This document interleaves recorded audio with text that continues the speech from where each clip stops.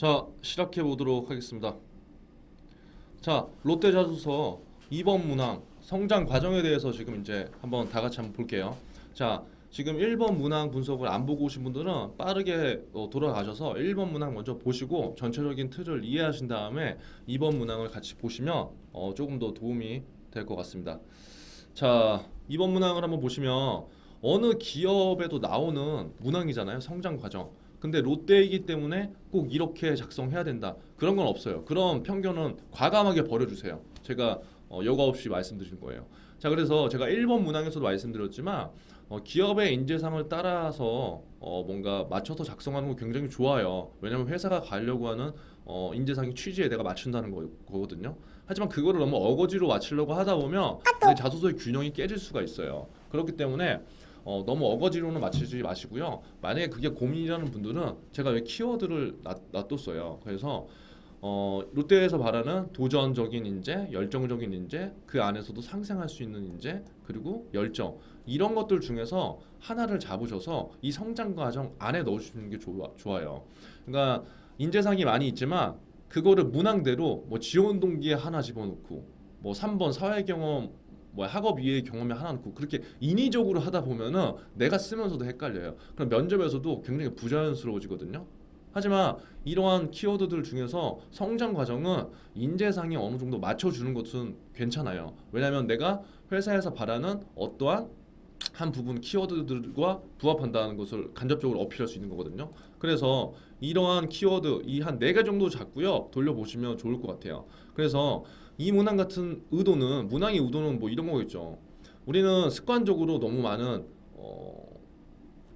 분석을 하려고 해요. 이건 무슨 말이냐면 그냥 성장 과정을 쓰세요라고 하는데 이제 너무나 많은 교육들, 너무나 많은 정보들이 있다 보니까 스스로 굉장히 어렵게 만드는 경향들이 있거든요. 근데 너무 그렇게 하다 보면 자소서 쓰기가 힘들어요. 그래서 여기 제가 써놨지만 너무 의식적으로 문항을 분석하려고 하지 마세요. 이 문항을 다른 말로 해석하면 제가 여기 써놨다시피 너의 성장 과정은 어땠어? 너는 어떠한 사람이었어? 그러니까 이걸 묻는 거예요. 근데 이거를 정말 순수하게 자소서를 완전 처음 써보시는 분들은 정말 순수하게 저는 어렸을 때부터 어떻게 살았고요. 뭐 힘든 경제 생활을 토대로 해서 어떻게 어렵게 살았습니다. 막 이렇게도 쓸 수 있지만 대부분 이 영상을 보시는 분들은 그렇지는 않잖아요. 그러면 여기에서 회사가 알고 싶은 거는 뭐냐? 어떤 터닝 포인트겠죠. 예. 어떤 터닝 포인트의 사례. 예를 들어서 어떠한 나의 일생일대의 사건과 이슈가 있었는데 이 사건과 이슈를 토대로 해서 지원자가 갖고 있던 마인드가 변했어. 그렇죠? 그리고 또 가치관이 변했어. 그리고 그 사건으로 인해서 내 삶의 태도나 습관들이 변했어. 그러면 긴 인생을 살아옴에 있어서 이러한 큰 마인드라든가 가치관, 태도는 한번 변하면 이제 그게 이제 사람이 습관적으로 계속 형성이 유지되는 거잖아요. 사람은 쉽게 바뀌지 않잖아요. 그러한 것들을 이제 물어보는 거겠죠. 근데 그 터닝 포인트가 된 경험이 무엇이냐? 경험을 물어보는 거는 근거가 무엇이냐고 물어보는 거겠죠. 진짜 있었어 없었어. 그렇기 때문에 그거는 이제 내 경험을 쓰면 되는 거고요. 그래서 여지껏 내가 살아오면서 어떠한 경험과 사례를 토대로 해서 인생의 터닝 포인트나 아니면 꼭 터닝 포인트가 아니더라도 약간의 변곡점들 있잖아요. 그 변곡점들에 어떻게 적용됐는지에 대한 물음이라고 쉽게 생각해 주시면 됩니다. 자, 여기 제가 다시 써놨지만 어떤 학생들은 너무 어렵게만 접근하다 보니까 이 성장 과정을 어거지로 인재상에 계속 껴넣어요. 근데 여러분들 누누이 말씀드리지만 대부분 회사 인재상은 다 좋아요. 그러니까 웬만한 좋은 말들은 대부분 회사 인재상에 다 녹아있다는 거예요. 그렇기 때문에 그건 차별화되기는 힘들 수밖에 없다는 거죠. 그래서 어차피 자소서를 여러분들 쓰시려면 좀 쉽고 빠르게 쓰시는 게 훨씬 좋거든요. 그래서 어거지로 시킬 필요 없이 없어요. 그러니까 작성하다 보면 오히려 내 모습이 나올 수 있지 않기 때문에 제가 추천드리는 거는 뭐냐, 합격 찌라시에 의존하지 마세요. 이건 케이스 바이 케이스예요. 그래서 내 색깔을 보여주는 게 오히려 더 좋을 수 있다. 자, 한번 참고 내용을 한번 같이 보면은 이제 800자잖아요. 그래서 또 이런 고민이 있는 분도 있어요. 800자를 한 사례 했을까? 두 개의 사례를 400자씩 나눴을까? 그런데 그거는 답이 없습니다.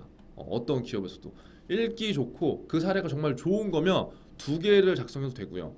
근데 하나를 조금 깊숙하게 보여주면서 800자 안에 끝낸다. 그것도 저는 상관이 없어요. 그러니까 우리가 자꾸 자소서를 결과론적으로 해석해서 그렇지 어떻게 쓰느냐, 그거는 전혀 상관없고 구조는 그 대신 어떠한 방법으로서든 잡혀 있어야 된다는 거죠. 자, 그래서 뭐 많은 찌라시들이 있지만 공통적으로 합격한 자소서나 합격자들 100%를 일치하지 않는다. 제가 또 말씀드렸고요. 그렇기 때문에 구체적 경험 한계를 정해서 나의 변화 과정, 마인드 이런 게 들어가도 좋고요. 두 가지를 써도 절대 무방합니다. 여기서 성장 과정에서 여러분 가장 중요한 건 이거예요. 내가 이 한 가지의 그 경험을 써서 경험을 쓰잖아요. 그럼 그 경험에서 끝나면 안 돼요. 그 경험을 토대로 해서 내가 뭘 느꼈어. 그 과정이 굉장히 중요한 거란 말이죠. 나는 이런 경험을 했어. 그 경험을 어필하는 문항이 성장 과정 문항이 아니에요. 그 경험에서 내가 이러한 변곡점을 바탕으로 해서 이러한 터닝 포인트가 있었는데 그때 나는 뭘 느꼈어? 그리고 이 과정에서 나는 어떠한 걸 배웠어? 이 두 가지가 굉장히 제일 중요합니다. 성격의 장단점과 똑같아요. 왜? 단순히 경험 물어보는 문항이 아니기 때문에요. 그래서 이것들을 왜 중요하냐면요. 이 사람이 인생을 살면서 이러한 일들을 토대로 해서 이걸 느꼈고 이러한 것들을 배웠대. 그러면 반드시 그러한 것들을 배우고 느낀 것들이 회사에 여러분들 조직 생활하면서 그러한 부분들이 반영이 될 수밖에 없어요. 그렇기 때문에 그 근거를 여러분들한테 성장 과정이라는 문항을 토대로 지금 물어본 겁니다. 그래서 마지막으로 또 한 가지 추가되면 좋을 거는 이 내가 이렇게 변하고 느낀 이런 과정들이 앞으로 롯데에서 일하면 어떻게 기여할 수 있을 거예요 라는 이 기여 포인트를 반드시 생각해 주는 게 좋아요. 제가 항상 자소서를 작성할 때 학생들한테 얘기하는 게 기여 포인트를 미리 생각해 놓은 사람과 기여 포인트를 생각하지 않은 사람은 면접 때 엄청난 차이가 있음을 항상 얘기하거든요. 이것도 똑같아요. 회사에서는 결론적으로 너의 경험이 무엇이냐를 물어본 게 아니에요. 그렇죠? 결론적으로 우리 회사에서 네가 어떻게 기여하고 어떻게 헌신하고 어떻게 성과를 낼 수 있니? 근데 그거를 검증하는 방법이 자소서고요. 그 자소서의 성장 과정 문항이 있다는 거죠. 그래서 이 느끼고 배운 것들을 토대로 해서 내가 기여할 수 있는 게 뭔지를 반드시 생각해 봐야 됩니다. 그래서 이러한 것들은 막연하게 생각하려면 또 안 날 수가 있는데 내가 지원한 계열사 직무 있죠. 그거를 그래서 제가 계속 말씀드리는 직무 파악이 중요하다고 하는 거 직무를 알아야지 조금 더 내가 디테일하게 이 기여 포인트를 생각하고 작성할 수 있어요. 그래서 이 부분들을 반드시 한번 생각해 주시고요.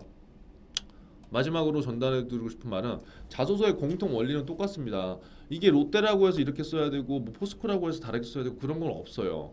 대부분 보편 타당한 자소서들이 읽히기 쉬운 거고요. 읽히기 쉽다는 거는 뭔가 호감을 가질 수 있다는 거거든요. 그렇기 때문에 인위적으로 작성하는 것보다 여러분들의 진정성 있는 사례, 그다음에 직무 공부한 것을 바탕으로 해서 이러한 성장 과정을 작성해 주시고 가장 중요한 게 뭐라고요? 배우고 느끼고 이 중요한 경험들을 어떻게 기여하겠냐. 이 과정이 이 800자 안에 조금 많은 포지션을 차지해야 돼요. 그리고 제일 중요한 거는 자소서를 우리가 두 가지식으로 쓰라고 하는데 경험들을 첫 문단부터 그냥 경험만 쭉 나열한다기보다 결론을 첫 두 줄에 끝내주는 게 굉장히 좋습니다. 그러면 나는 이러한 사례를 토대로 해서 내가 뭘 배웠어요 라는 거를 정확하게 인지를 시켜줄 수가 있거든요. 그렇기 때문에 훨씬 더 가독성이 좋은 자소서가 될 수 있다는 거죠. 그래서 2번 문항은 이렇게 마치고요. 1번 문항 안 보신 분들은 빨리 다시 넘어가서 보시고요. 앞으로 시간이 한 일주일 정도 남았기 때문에 충분히 지금 남는 시간 가다듬을 수 있습니다. 그래서 반드시 영상 보시고 화이팅 하시기 바랍니다. 오늘 영상이 좋아요가 아니죠. 오늘 영상이 도움이 되셨으면 뭐예요? 좋아요, 구독. 네, 앞으로 지속적으로 계속해서 여러분들한테 도움을 드리도록 하겠습니다. Follow me.